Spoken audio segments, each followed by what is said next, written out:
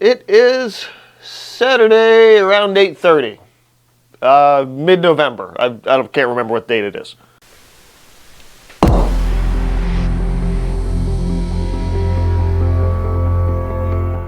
So thanks to some wood glue, I think I may have finally fixed the chair issue that I've had for ages here. It's based on the way I sit on it. The bottom of this sort of cracked sideways.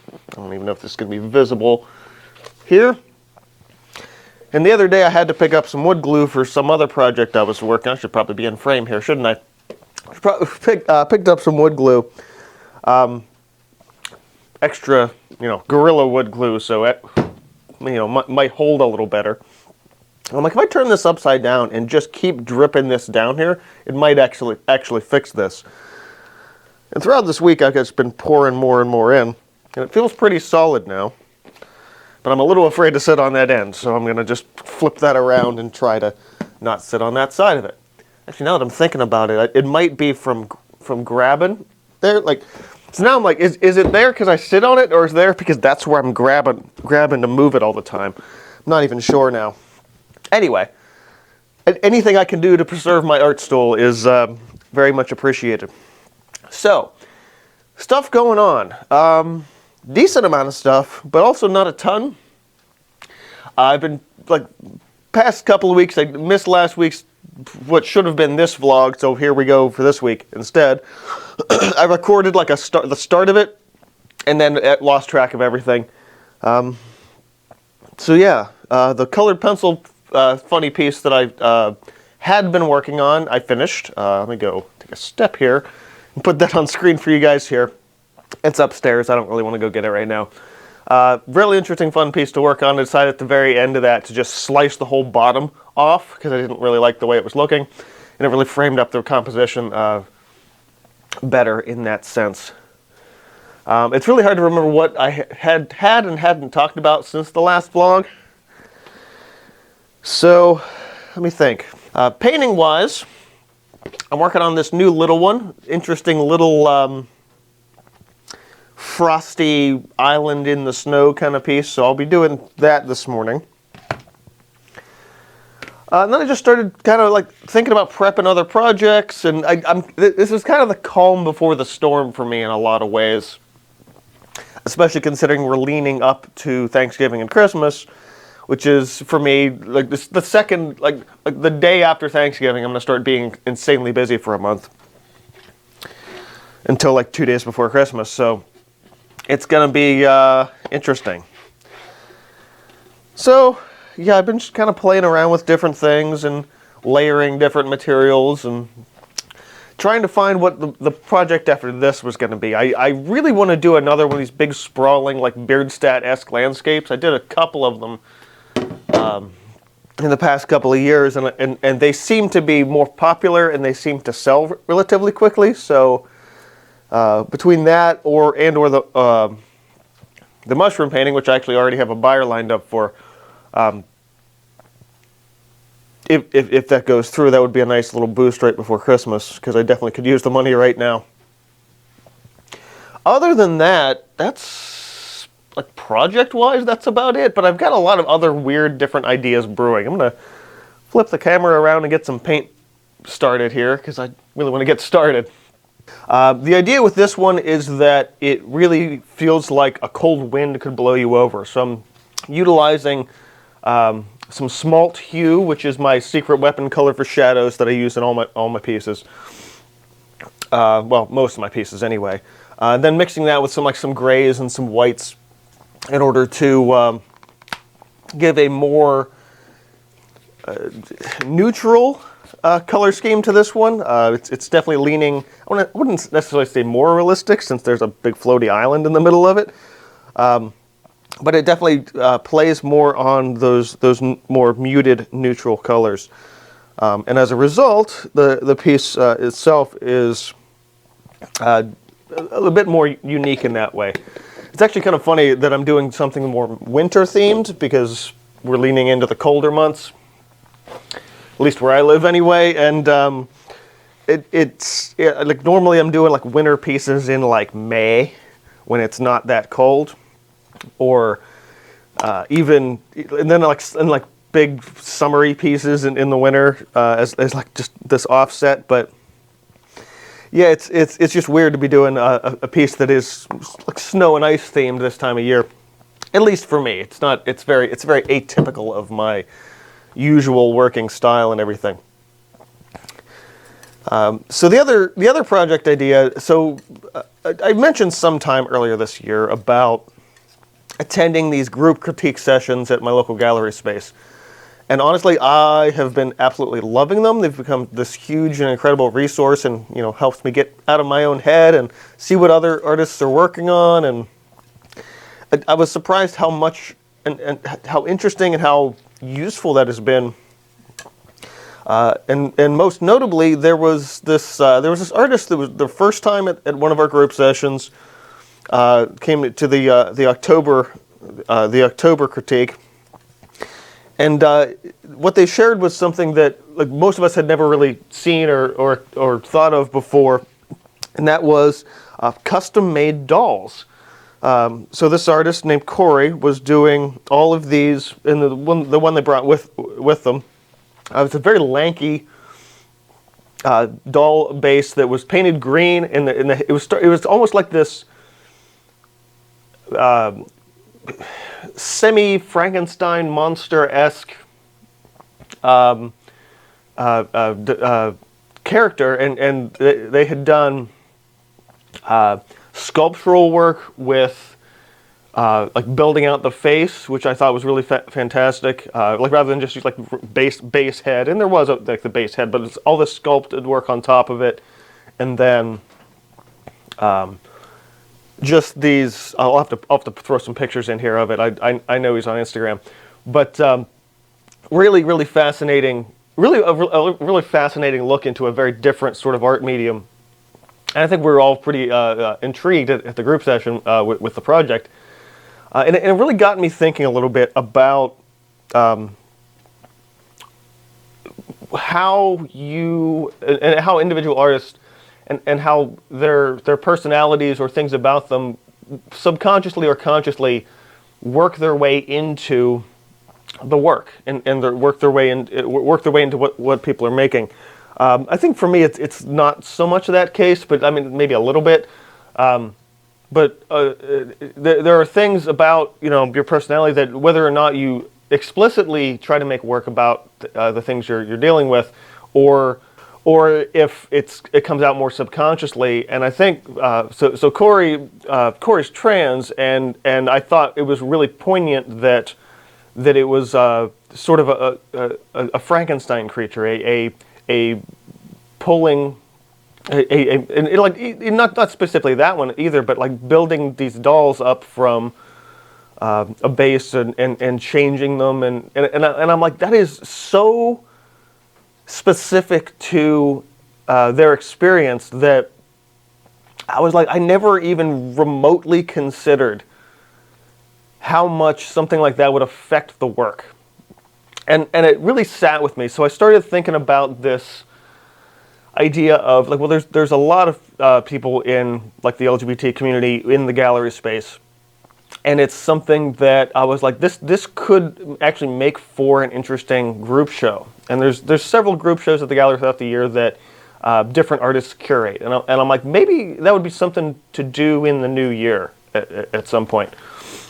So I sketched this concept very loosely, using the Splatter Worlds techniques from last year or whatever, and so I got this idea of the big overarching theme, so to speak, for what could be that group show would be that which we hide. And while the jumping off point was seeing somebody who has transitioned and then seeing their expression through their art that way, I was like, this could actually be anything. So it's like that which we hide could be sexuality, it could be trauma, it could be mental health. That it means that phrase can mean very different things to very different people. And I've really kind of become fascinated with this concept. And so my idea was this piece that I am referring to as In Plain Sight, and using the Splatter Worlds concept of that spraying out of color or of ink in this case. And then we have like a lone figure. And there was, when I was talking with the group critique about this idea, a lot of it was a consensus that keeping the things within the black shadow as grayscale could be make for a really powerful image. So right now it's very loose, it's very minimal. But and then compositionally I was thinking like imagery versus idea, so to speak. I was like, okay, well, everything that's closer to the figure, where the shadow is smaller, it hasn't really branched out yet, is the stuff that no one really gets to see. I'd say this is particularly poignant for someone like me in the YouTube creative space, because even a vlog like this, you see a very small snippet of my life. It is a curated visual experience as told through, my perspective. But there's like stuff about me that very few people know, and that's the stuff that you can hold closer to your chest, hold closer to the inner shadow, and the further out the shadow you go, it's the stuff that everyone sees. It's the stuff that's spread out there more, that you like even somebody glancing you from a distance can notice, and so that was this idea of this in plain sight shadow concept. And now I'm not going to say that this particular little composition is going to be at this angle, at this visual thing. I might completely change the perspective on this, but the base idea of this I'm really obsessed with right now. And it's going to take me some time to figure out like what I would want to put in my sort of self-reflected shadow in that sense. But I do think it's an idea worth going for. And I had, again, talked to some people at the gallery about it, and there does seem to be some interest in this, but it's going to be about hammering out those details and what that's going to look like in the new year. And I think the biggest and most important piece to this puzzle is going to be, let me do my painting first, and then everyone else's can kind of jump off of that to some degree. My initial concept was to do it in June, because June's Pride Month, and it would be very fitting and poignant, but it's also the start of like festival season for like people at the galleries, so it's probably not practical to do it then. But I've been super excited to share this with you guys and talk about it, because it is one of those things, and it's very different from a lot of what I normally do, because it would be a notably very personal project. Not that things that I do on a regular basis aren't personal projects, but I'd say it's definitely more self-reflective, which is something I very, very, very rarely do in my work. But I think in that same sense, it could become something a lot more interesting, not just as a different challenge to myself artistically, both in terms of subject matter, but in terms of technical skill. But I think it also could be an incredible opportunity to expand that network for myself a little bit. And the way I look at it is if you only ever surround yourself with ideas you agree with, you can't really learn and grow that way. So it's like, even if I wouldn't necessarily like the style of someone's art or the subject matter or something, it's like that doesn't matter, because it's about the experience of sharing that and working towards that same goal, in this case being this show concept and everything. Okay, so the piece is pretty much done, with the notable exception of a signature, but I gotta wait till my black bar lines dry. I'm gonna go ahead and set that aside, and I've got a couple sheets of paper out here and some vellum, which looks like it got a little stained with pastel when I was slicing that down. And I want to start thinking about this next project. So I gessoed out a 12 by 36 canvas, which is drying over in the corner. And I figured I'd start hashing out some ideas here. It's been a while since I've done one of these nice, wide marker sketches. And I love doing this, especially on the vellum with these markers, because it's a little more freeform, and I can push the shapes around a little bit. So I have a general idea of what I want, but I'm not 100% sure yet. So I've been thinking about like this castle on the hill kind of concept for a while. So I think I'm just going to start with that idea. This is a really nice exercise. I mean, you can do this with any media. It's really easy to do it with watercolor, but when you have the tools to kind of play around a little. I got two sheets because I figured I would be sort of iterate on it a little bit. Or even a secondary river that meets that up in here. So like little outcropping, even a very distinct outcropping that sticks out way more. That's not bad. I actually really like that. I think this could be, maybe I didn't need to do any iterations. Maybe I just needed to sit down and sketch a little. So like this would be a little darker, not a ton, but you know, enough to blend in a bit. Fairly simple little sketch. Sometimes it's also just about finding the right tool, and that's again why I love working with these markers. Is just that big chisel shape is enough to be able to find all these little things in here. There's something going up to the tower, you know. Little things like that bring a little extra life to the whole shape of this. It's sticking on my hand there a little. I like the idea of this being among a lot more bigger peaks and things. So like even kind of wish this was half the size. That's okay. I can just kind of turn it and get bigger shapes like that among these taller peaks. Big tall cylinders essentially that fade down into the bottom. There are these mountains, I think, in China that do a really similar thing. Like they have moss and trees on top, and then they all kind of just taper down into the mist. So that's kind of what I'm thinking. I think that's fun. I think that's it. I really like that could already immediately be that idea. All right, let me get in here with this pen. So we have to put a waterfall in. That's pretty solid. I feel like even that background I might be able to change a little, but that's doable. I like that. Okay, we'll set that one up for the new piece then. All right, so that's still wet. It's probably a little more humid down here, being that it's now furnace season. But I think that's probably going to have to do it for studio vlog stuff. I think that updates just about everything I was working on. I don't think I've talked about this initially, but the reason I got the wood glue, aside from not having any, is because when I was working on that big tall painting, what I found was that I kept kind of going back and forth. The finishing layers for that was all colored pencil stuff. And I was like, I wanted like a holster for my colored pencils. And I found that I just remembered like another thing I wanted to talk about too. So wrapping up, but still running down some cool things I've been doing.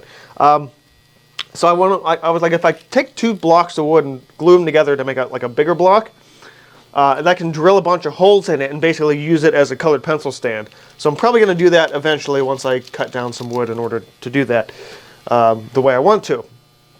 Other cool thing, I saw this on Instagram and I was really fascinated. I wanted to try it out. And it was somebody making their own watercolor dish out of clay. And I'm like, well, I've got some clay, which I found that I definitely need to give some water treatments to help rehydrate because it was getting a little stiff. Basic air dry clay. So I made a little, I gotta move this. I just realized it's not just the backlighting, it's the fact that I changed manual exposure and it threw everything off. So I made a little clay watercolor holder. It's a little lopsided because it's all hand done.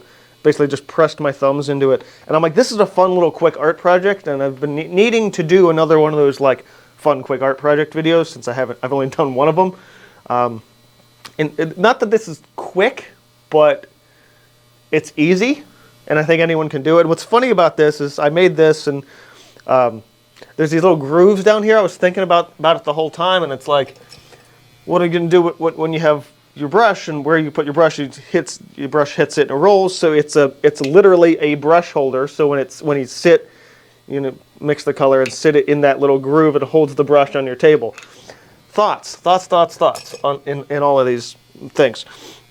And so I had a little bit of clay left over, and what I made out of that I actually like more than this, which is just a tiny little, basically one-off round dish with the same little brush holder groove in it. And I was like, this thing, if I can get a little bit better at making these, I could probably batch these and sell them on the website to people who might be interested. Now, the thing with these is, unlike a regular ceramic dish, these are a lot more fragile. If I were to take a ceramic dish normally for like watercolors and drop it, from waist height onto my table, it would just bounce. This would probably split into like 8 pieces, so it's not as durable, but it's a little side project of something to make yourself. This was really fun, and I next probably one of the next regular art videos is before the end of the year. It's going to be how to make these. So, yeah, all this fun stuff that I've been working on that I haven't really had a video to explain. So I hope you guys enjoyed this one. I can't really do anything right now in the studio for at least another hour until everything dries. So I'm kind of at a bit of an impasse. And this vlog's been going long enough, I think. So thanks for watching. Keep on creating. Like, comment, subscribe, the generic YouTube stuff. And I'll see you guys next time.